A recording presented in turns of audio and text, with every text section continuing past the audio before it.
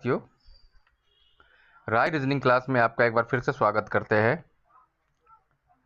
आज की वीडियो काफ़ी इन्फॉर्मेटिव है। वीडियो छोटी ज़रूर है, लेकिन आपके हर तरह के कॉम्पिटिटिव एग्ज़ाम, चाहे वो एसएससी हो, सीजीएल हो, एमटीएस हो, आरपीएफ हो, यूपीपी हो, सब में ऐसे ही प्रश्न बारंबार पूछे जाते हैं। तो वीडियो को अंत तक ज़रूर देखिएगा।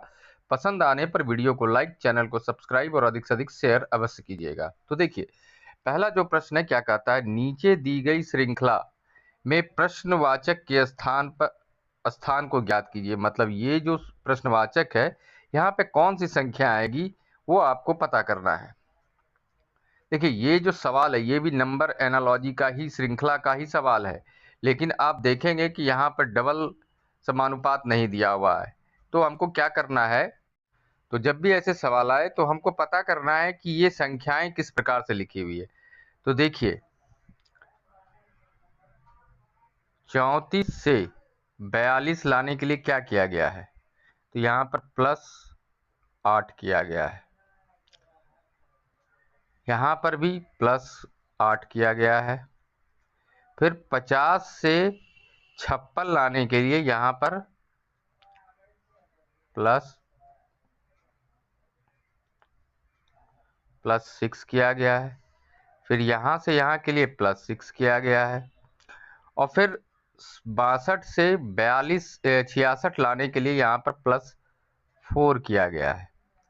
तो उसी लॉजिक के अनुसार देखिए, यहाँ पर 2 बार 8 8 प्लस किया गया, फिर 2 बार 6 6 प्लस किया गया। तो अगला भी हमारा +4 ही करना पड़ेगा, और +4 जब हम करेंगे तो हमारा 70 आ जाएगा। और 70 देखिए ऑप्शन नंबर बी में दिया हुआ है, मतलब ऑप्शन नंबर बी इसका करेक्ट जवाब हो जाएगा। तो उम्मीद करता हूं समझ में आ गया होगा आप लोगों को। चलिए आगे बढ़ते हैं और अगला सवाल को लेते हैं। तो अगला जो सवाल है ये देखिए, इसमें क्या कहता है कि नीचे दिए गए विकल्पों से संबंधित संख्या को चुनें। तो आपको सबसे पहले क्या पता करना होगा कि 29 और 31 का जो संबंध आपस में है, इन दोनों का जो संबंध आपस में है वही 23 और प्रश्नवाचक के स्थान पे जो संख्या आएगी उसका संबंध होना चाहिए। तो देखिए, ऐसे प्रश्न के लिए हम क्या करेंगे, सबसे पहले देखिए 29 से 31 लाने के लिए यहाँ पे +2 किया गया है। तो सेम लॉजिक हम यहाँ पर अगर लगाते हैं, +2 करते हैं, तो कितना होना चाहिए, 25 आना चाहिए। लेकिन ऑप्शन में 25 नहीं दिया हुआ, मतलब ये लॉजिक काम नहीं करेगा। तो फिर हम क्या करेंगे, तो हमको दूसरा लॉजिक लगाना पड़ेगा। अब दूसरा लॉजिक क्या हो सकता है, तो देखिए, ये जो संख्याएं हैं ये अभाज्य संख्या है, ठीक है। 29 अभाज्य संख्या है, 29 जो है ये एक अभाज्य संख्या है, 31 भी अभाज्य संख्या है, 23 भी एक अभाज्य संख्या है। तो 23 के बाद की जो अभाज्य संख्या है वो कौन सी आती है, तो 23 के बाद जो नेक्स्ट अभाज्य संख्या आती है वो 29 आती है। तो आप देखिए ऑप्शन में, ऑप्शन नंबर सी में 29 दिया हुआ है, मतलब ऑप्शन नंबर सी इसका करेक्ट जवाब हो जाएगा। उम्मीद करता हूं वीडियो आपको पसंद आ रही होगी, तो वीडियो को लाइक, चैनल को सब्सक्राइब और अधिक से अधिक शेयर अवश्य करें। चलिए बढ़ते हैं अगले प्रश्न की ओर। ये जो प्रश्न है ये पासे से संबंधित प्रश्न है। अब इसमें क्या कहता है कि दिए गए पासों की संख्या 4 के विपरीत कौन सी संख्या आएगी वो आपको पता करना है। तो जब भी डबल पासा का दिया हुआ हो तो हम सबसे पहले कॉमन देखते हैं। तो यहाँ पर आप देखिए कॉमन जो है 1 और 4 इसमें भी आ रहा है और 1 और 4 इसमें भी आ रहा है। तो जब ऐसा आए तो ऐसे प्रश्न का जवाब संभावनाओं में आता है, ठीक है। तो संभावना में आता, तो सबसे पहले देखिए इसमें कौन कौन सा लेटर दिया हुआ है।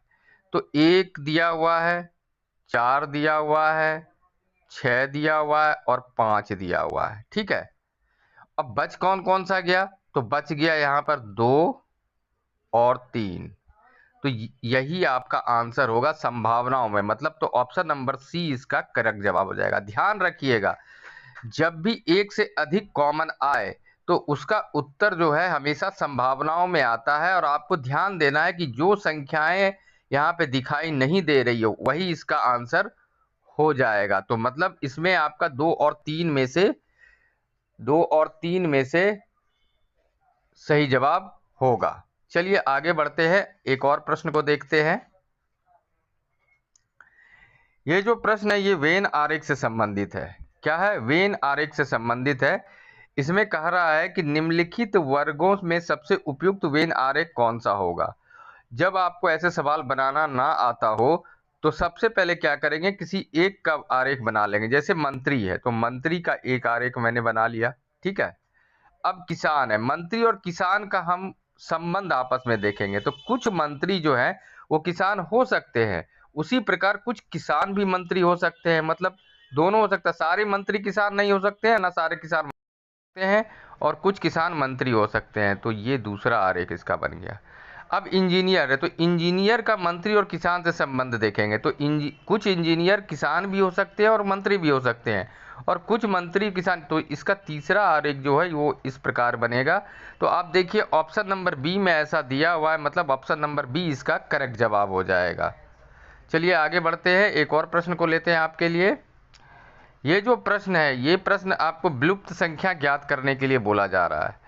तो इसमें आपको सबसे पहले ध्यान देने का होता है कि जो बड़ी संख्या होती है वो पता करने का प्रयास किया जाता है कि वो कैसे आए। जैसे यहाँ पर 24 है, ये किस प्रकार आया।